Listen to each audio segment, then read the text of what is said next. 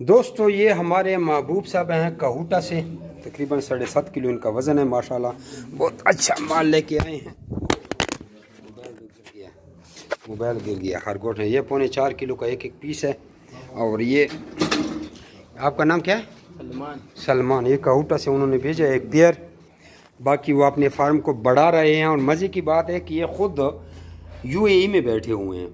ये उसका नंबर है, बस किसी को कोई 1500 दे दिया और जोड़ा भिजवा दिया। जमीरा बेट farming company private Pakistan, government of Pakistan से मंजूर शुदा पाकिस्तान की वो वाहिद रजिस्टर्ड कंपनी है जो आपको खरगोश देकर 25 साल तक उनके बच्चे वापस खरीदने का एग्रीमेंट करती है। आप भी अपना नाम और शहर का नाम व्हाट्सअप करके रेहबत के रिगार्डिंग सारी मालूमात हासिल कर सकते हैं। ये भाई खानेवाल से आए हैं, अल्लाह ताला इनका भी कारोबार में बरकत डाले, ब्रांच लेने के लिए आई हैं।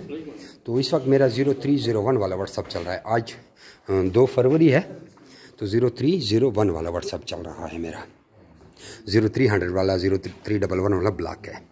तो इस नंबर पे व्हाट्सअप करें। आप अगर आप वीडियो लेट देख रहे हैं तो हो सकता है मेरा वो व्हाट्सअप भी खुला। जज़ाकुमुल्लाह खैर।